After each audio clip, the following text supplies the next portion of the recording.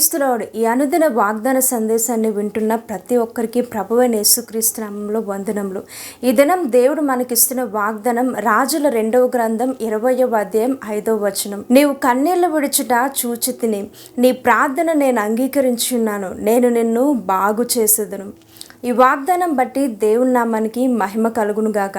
ఈ వాగ్దానం అనేది యెషయా ప్రవక్త ద్వారా హిజ్కియాకి ఇస్తున్నట్లు మనం చూస్తాము. హిజ్కియా యూదా ప్రజలకు రాజుగా 29 సంవత్సరాలు పరిపాలించేవాడు. దేవుని యందు ఎంతో నమ్మకంగా విశ్వాసంగా ఉండేవాడు, నీతిగా పరిపాలించేవాడు, యథార్థంగా బ్రతికేవాడు.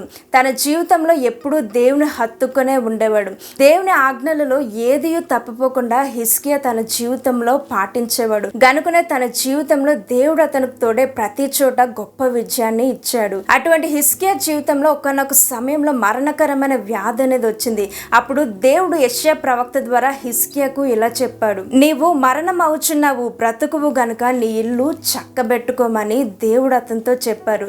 అయితే హిజ్కియా మనుషులను ఆశ్రయించలేదు కానీ కన్నీటితో దేవుని సన్నిధిలో విలపించాడు. ఆ ప్రార్థన మనం చూసినట్లయితే, నీ దృష్టికి అనుకూలంగా సమస్తమును నేనెట్లు జరిగించు కృపతో జ్ఞాపకం చేసుకోమని హిజ్కియా కన్నీళ్లు విడుచు ప్రార్థించాడని దేవుని యొక్క వాక్యంలో మనం చూస్తాము. మన జీవితంలో కూడా సమస్యలు వచ్చినప్పుడు దేవుని సన్నిధిలో కన్నీరు కార్చే అనుభవం మనకు ఉండాలి. అది ఎటువంటి సమస్య అయినా సరే దేవుని దగ్గర మొరపెట్టుకునే అనుభవం ఉండాలి. బైబిల్లో మనం చూసినట్లయితే హన్నా జీవితంలో ఒక సమస్య వచ్చింది. తన జీవితంలో సంతానం లేదు.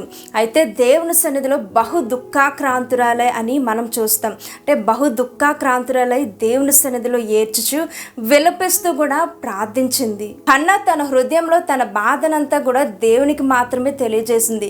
దేవుని సన్నిధిలో కన్నీటితో విలపించింది. గనుకనే తన ప్రార్థన వినిన దేవుడు, తన కన్నీటి చూసిన దేవుడు గొప్ప ప్రతిఫలంతో నింపాడు. తన జీవితంలో ఏ విషయం కోసమైతే ప్రార్థించిందో తను పొందుకోగలిగింది. మన జీవితంలో కూడా కన్నీటి ప్రార్థన చాలా ప్రాముఖ్యమైనది. కీర్తనలు 166:5లో మనం చూస్తే, కన్నీళ్లు విడిచుచు విత్తువారు సంతోషంగా పనల కోస్తారని మనం చూస్తాం. అంటే మన జీవితంలో కన్నీటితో ప్రార్థించినప్పుడు సంతోషకరమైన పరిస్థితులు దేవుడు మనకి దయచేస్తారు.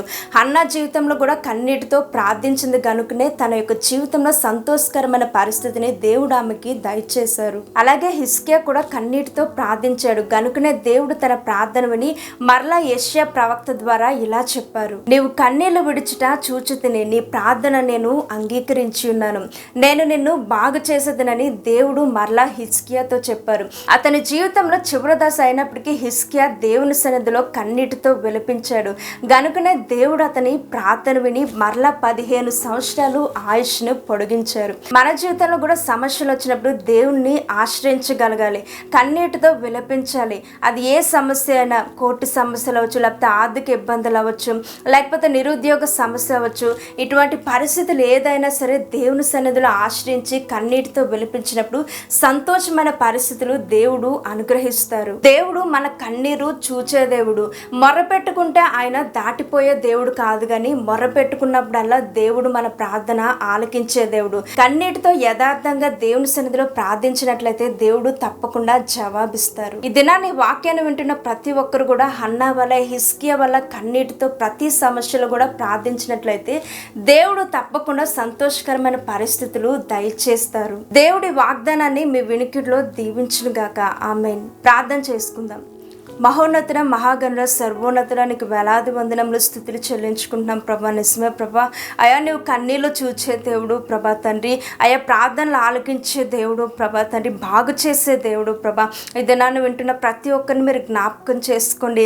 ఎవరైతే ఎటువంటి సమస్యలో ఉన్నారో ప్రభా, ప్రతి సమస్య నుండి విడిపించి ప్రభా, అది సంతానం లేమవ్వచ్చు, లేకపోతే అనారోగ్య సమస్యలు అవ్వచ్చు, నిరుద్యోగ పరిస్థితులు అవ్వచ్చు ప్రభా నాన్న. అయా దేవ, వారి యొక్క జీవితంలో కన్నీరుని మీరు తుడవమని అడుగుతున్నాం ప్రభా.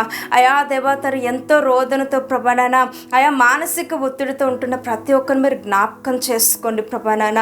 అయా దేవ, ప్రతి ఒక్క కన్నీరు తుడిచే దేవుడు ప్రభా నాన్న, స్వస్థపరిచే దేవుడు, బాగు చేసే దేవుడు ప్రభా నాన్న. అయా ప్రతి ఒక్కరు నీ మీద నమ్మకంతో, విశ్వాసంతో ప్రభా నాన్న, అయా ప్రార్థించే వారిగా ఉండేటట్లు మీరు సహాయం చేయండి ప్రభా తండ్రి. ఇదేనా ఎవరైతే ప్రభా నాన్న బయటకు వెళ్తున్నారో ప్రతి ఒక్కరి చుట్టూ ప్రభా నీ కాపుదల మీరు ఉంచమని అడుగుతూ యేసు పరిశుద్ధమైన నామంలో అడుగుచున్నాం తండ్రి. తండ్రి. ఆమెన్.